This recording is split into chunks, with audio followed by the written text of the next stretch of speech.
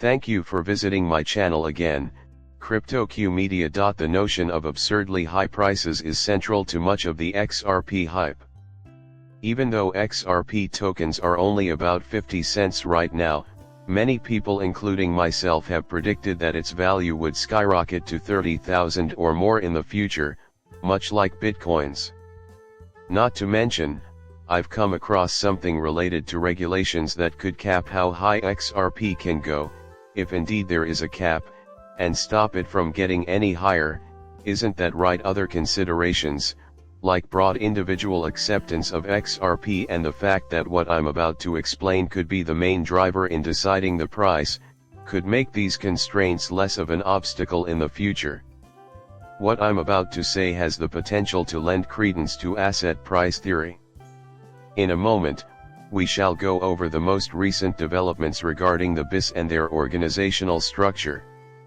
The restrictions have essentially limited financial institutions' access to some digital assets. If you're not familiar with the term, I'll explain. The time has come to get into the specifics, then.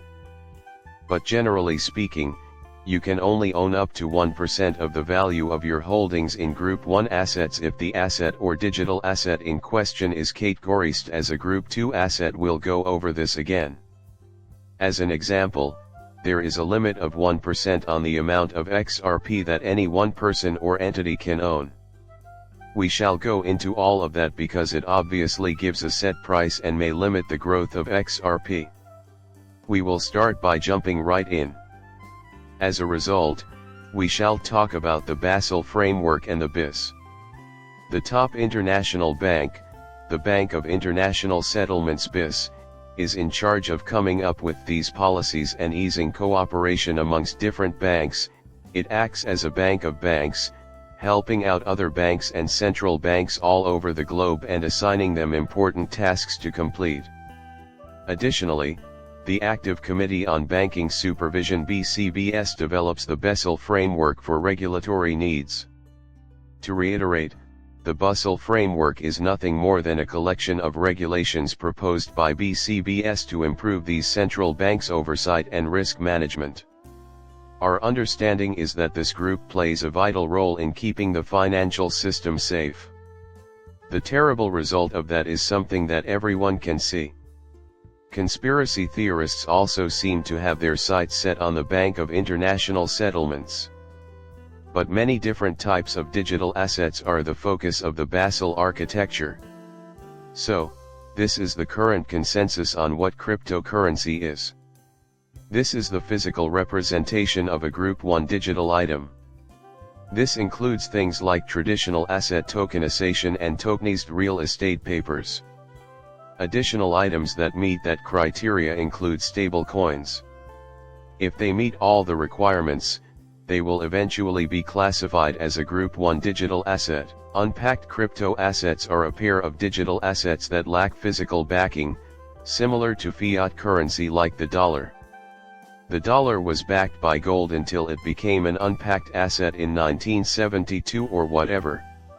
You can still invest in stable coins in bulk even if a currency's built-in stabilization mechanisms aren't very good. Consequently, if you aren't completely confident in your steady coin, it has ineffectual mechanisms. That team will be useful if they can implement those systems. Because it is not backed by anything physical, XRP is better understood as a Group 2 asset cryptocurrency. And that's before we even get into how random it is. Because of this, stricter regulations will be put in place for institutions if they start using XRP.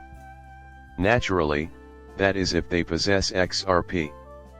Having XRP in your possession is easy, putting it to use technologically may provide some challenges. Strict new regulations have been put in place. I hope this is all making sense. When it comes to pooling their assets, financial institutions are bound by an exposure limitation. I hope you're enjoying this departure from my usual focus on current events, but I think this is very important, so I'm doing it now. I will be overjoyed when we reach 100,000 followers, so please subscribe and like the video if you enjoy it. Reducing possible risks is the reason for setting this exposure limit. Since the BCBS has effectively limited a financial institution's exposure to these assets, banks are no longer allowed to hold more than 1% of their capital in them. 1%. I will soon provide you some instances. One can be exposed to digital assets in two ways, either directly, through the ownership of cash or derivatives, or indirectly, through the ownership of exchange-traded funds, ETFs, or any investment fund. Investment funds, cash derivatives, ETFs, and ETN are all examples of direct holdings in this category. Groups can only own 1% of the total value in digital assets. We now know the value of XRP. Next, we will examine the level of exposure that large financial institutions, such as banks, will actually have to it. Remember that these businesses will have a plethora of Group 2 assets, not just XRP. Assuming no other assets fall within the Group 2 asset category, this would be the greatest amount of XRP that a corporation could ever possess. Alright, then, let's jump straight in. Judson Pickett is, thus, among the world's largest banks. All things considered, they have $261 billion in assets, which includes stocks, bonds, cash, and derivatives. If their group decides to allocate that entire 1%, the maximum exposure to assets they can have is $2.61 billion. If they did not possess any other digital assets, their XRP holdings would be limited to $2.61 billion. So, when we hear these talks about I've been a part of these talks because we thought these things will happen eventually, think about the $250 billion valuation of JP Morgan. Is it possible that they may shift 10% of their holdings to XRP? Could you tell me how the market would respond if we knew that could never own more than 1% of a specific category's digital assets? This will extend beyond XRP as well. In addition, there will be supplementary assets that perform their functions in unique ways. As an example, let's look at these financial institutions to help ground this probable price prediction. Financial institutions such as Wells Fargo, Bank of America, HSBC, etc. have core capital of $138 million, reserves of $175 billion, and core capital of $185 billion, respectively.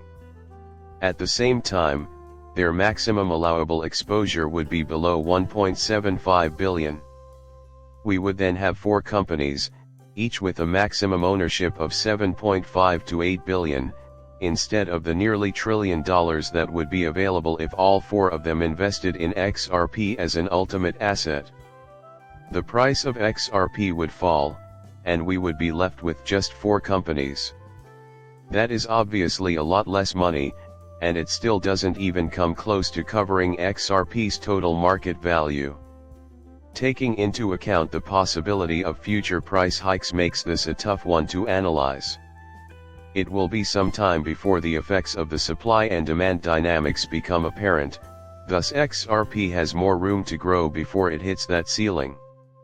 The first step is to attract more institutional investors, such major banks, who can put 1% or even 0.5% of their capital into XRP.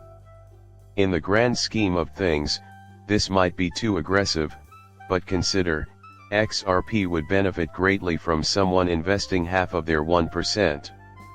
We must move immediately. There is a great distance to go, and what we have accomplished thus far is only the first step. Since they are still far from where they should be, I know of a few banks who will have to sell a lot of XRP. Next, there needs to be a lot of development, speculation, and interest in XRP from both individual and institutional investors. You could be thinking, though, that if one of these major institutions were to use their 1% stake to its fullest, XRP's value could reach 50 cents. As a result, they hold exactly 1% of their usual core capital right now. Envision a 1050 price range for XRP. After that, what happens? It's only 100 times the price. The current value of the 1% in dollars is almost half of that amount. Please elaborate on these. How should they move forward? Group 2 assets are problematic since they cannot constitute more than 1% of a portfolio. When the asset's value exceeds their 1% exposure, they are required to sell it in order to stay in compliance with the legislation. Additionally, they need to keep an eye on how much they're investing in these digital assets to make sure they're not going overboard. If you're new to my channel and have just subscribed, I appreciate it. Until then, take care.